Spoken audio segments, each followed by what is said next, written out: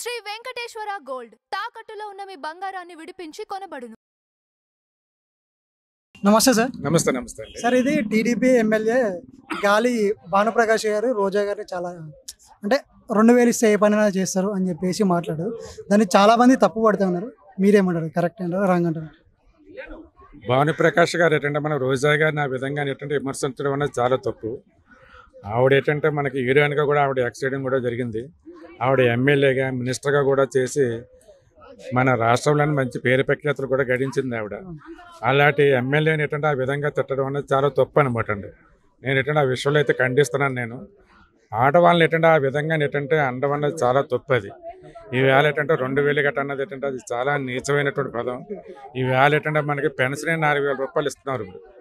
అంత నీచంగా ఏంటంటే మాట్లాడడం అనేది ఏంటంటే చాలా తప్పు. అతను కూడా అప్డేట్ అవ్వలేదు. ఇలా తిట్టారు అనుకోండి, రేపు ఫ్యూచర్లో అతను కూడా తిట్టడానికి అవకాశం ఎక్కువగా ఉంటుంది మనకి. ఇప్పుడు ఏమవుతుంది, మీకు ఇప్పుడు రోజా గారు అంతకుముందు తిట్టారనే కదా ఇప్పుడు అందరూ కూడా ఆవిడ తిడుతున్నారు. ఇప్పుడు ఆవిడ తిట్టి ఆవిడ ఏడ్చినా ఏం చేసినా ఒకటే అండి, ఇప్పుడు పవన్ కళ్యాణ్ గారు అమ్మాయిల మీద ఏమన్నా తప్పుగా మాట్లాడితే నేను ఖండిస్తాను అని చెప్పేసి అన్నారు కదా. ఇప్పుడు తను మాట్లాడేది గాలి భానుప్రకాష్ గారు, ఆయన మీద ఏమన్నా వార్నింగ్ లాగా ఇచ్చే అవకాశం ఉందనుకోవచ్చా? అదేలేండి, ఇప్పుడు ప్రతిదానికి పవన్ కళ్యాణ్ గారు మనం దూషించడం అనేది చాలా తప్పు. అతను ముఖ్యమంత్రి కదా. అదే ఇప్పుడు అతను దృష్టిలో ఉన్నది అనుకోండి, ఉంటే అతను ఖండించడానికి అవకాశం ఉంటుంది. తర్వాత అంటే హోమ్ మినిస్టర్ ఇతను కాదు కదా. మీకు హోమ్ మినిస్టర్ ఏంటంటే అనిత గారు ఉన్నారు కాబట్టి అనిత గారు మాట్లాడాలి తప్పని ఇతను మాట్లాడారు అనుకోండి, ఆవిడ మాట్లాడవలసింది ఏంటంటే ఇతను మాట్లాడుతున్నారు అలాగని చెప్పి ఈ పబ్లిక్కే మళ్ళీ ఇతను తిడతారు మళ్ళీ మీకు. అందువల్ల పవన్ కళ్యాణ్ గారు ఎట్లా స్పందించడానికి కుదరదండి. అది ఏంటంటే ఆ మినిస్టర్ ఎవరైతే ఉన్నారో ఆవిడ మాట్లాడితేనే కరెక్ట్గా ఉంటుంది. వీళ్ళు ఏంటంటే మనకి అసెంబ్లీలో కానీ వీళ్ళు ఏంటంటే మాట్లాడుకున్నప్పుడు ఏంటంటే ఇతను తప్పనిసరిగా పవన్ కళ్యాణ్ గారు నోటీసులో ఉంటే అతను కూడా చెప్తారు, ఖండించమనే చెప్తారు. దాంట్లో తప్పుంటే తప్పని చెప్తారు. ఎందుకు చెప్పరండి? అంటే ఇప్పుడు అధికారంలో ఉన్నప్పుడు రోజా అధికారంలో ఉన్నప్పుడు టీవీ9 డిబేట్లో బండ్ల గణేష్తో మాట్లాడుకున్నప్పుడు బండ్ల గణేష్ని లైవ్లో తిట్టింది. అందుకే కదండి ఇప్పుడు ఆవిడ ఎందుకైతే తిట్టిందో అందుకే ఇప్పుడు అందరూ కూడా తిడుతున్నారు. అవకాశం వచ్చినప్పుడు ఈవిడ దొరికినప్పుడు అంటే ప్రతి ఒక్కడు కూడా తిడతాడు మీకు.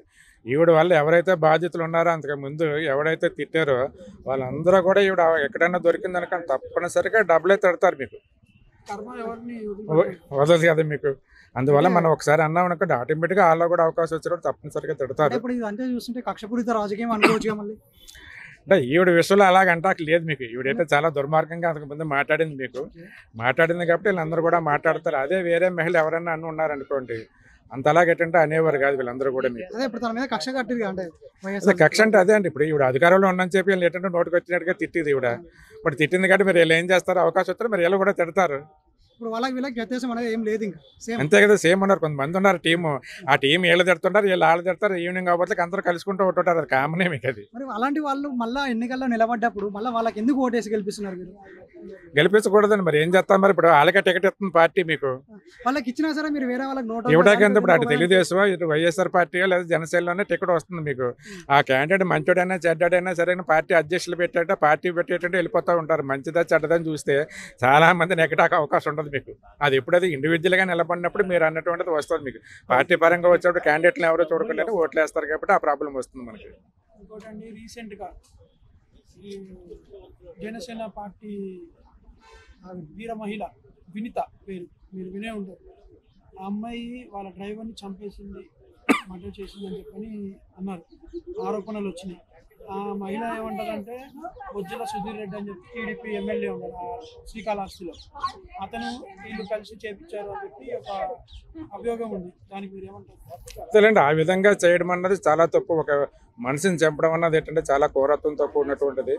దాంట్లో ఏంటంటే వాస్తవాలన్నీ కూడా ఏంటంటే డిపార్ట్మెంట్ తీసి దాంట్లో ద్రోహులు ఎవరైతే ఉన్నారో వాళ్ళందరినీ కూడా కఠినంగా శిక్షించాలి. ఈ పార్టీతో సంబంధం లేకుండా చట్టానికి వ్యతిరేకంగా ఎవరు ఏమి చేసినా సరే కానీ వాళ్ళందరినీ కూడా కఠినంగా ఏంటంటే శిక్షించాలండి వాళ్ళు.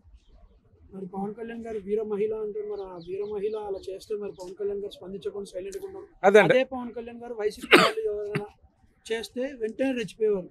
2019 నుంచి 2024 మధ్యలో వైసీపీ వాళ్ళు ఎవరు తిట్టినా ఏం చేసినా స్పందించేవాళ్ళు. మరి ఇప్పుడు ఎందుకు సైలెంట్గా ఉన్నారు? అధికారం ఉందని సైలెంట్ ఉన్నారా? అలాగే ఏం కాదండి. అంటే ఇప్పుడు పార్టీలో ఆవిడ కూడా ఒక మెంబర్ కాబట్టి ఒక కమిటీ ఉంటుంది మీకు. ఆ కమిటీలో ఏంటంటే వాళ్ళందరూ కూడా ఏంటంటే ఒక నిర్ణయం తీసుకొని తప్పనిసరిగా ఆవిడ తప్పు ఉన్నదంటే పార్టీ నుంచి సస్పెండ్ చేసి ఆవిడని తీసేయడం కూడా జరుగుతుంది మీకు. దాంట్లో అయితే వెనకాడరు. దానివల్ల ఏమవుతుంది అంటే ఉండేయడం వల్ల పార్టీకి నష్టం ఎక్కువ జరుగుతుంది మీకు. అలాంటి వాళ్ళు ఏంటంటే ఇమీడియట్గా తీసేస్తారు. రేపొద్దుట ఏదన్నా ఆవిడ తప్పు లేదని ఏమన్నా మనకి ప్రూవ్ అయితే మళ్ళీ తీసుకోవడానికి అవకాశం ఉంటుంది. ఇప్పుడు ఎలక్షన్ లేదు, ఏమీ లేదు, ఆవిడకి ఏం టికెట్ కూడా ఇచ్చింది కూడా లేదు కదా.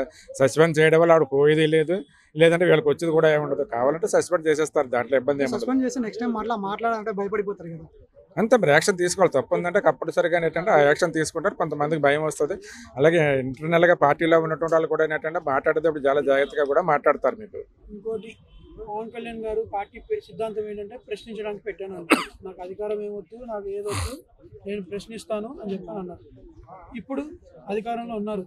అధికారంలో ఉన్నప్పుడు కూడా తప్పులు జరుగుతాయి, ఏ అధికారులైనా చేస్తారు, మరి ప్రశ్నించాలి కదా. అదండి ఇప్పుడు ఈ విషయం ఏంటంటే అతను నోటీసులోకి వెళ్ళింది అనుకోండి, తప్పనిసరిగా ఏంటంటే అతను ఏంటంటే ప్రెస్ ఇప్పుడు అధికారంలో ఉన్నారు కదండి. అధికారంలో ఉన్నప్పుడు ఏంటంటే ఆచితూసి మాట్లాడవలసి ఉంటుంది మీకు. ఇది ఏమవుతుందంటే హోమ్ మినిస్టర్ దాంట్లోకి వస్తుంది కాబట్టి ఏదన్నా ఉంటే అక్కడ చెప్పేటంటే అక్కడి నుంచి చేస్తారు తప్ప, కానీ పార్టీ పరంగా అయితే వీళ్ళు చర్య తీసుకునే అవకాశం ఉంటుంది. చట్టపరంగా తీసుకోవాలంటే మనకు హోమ్ మినిస్టర్ వాళ్ళందరూ అనేటట్టు తీసుకోవాల్సి ఉంటుంది మీకు. అది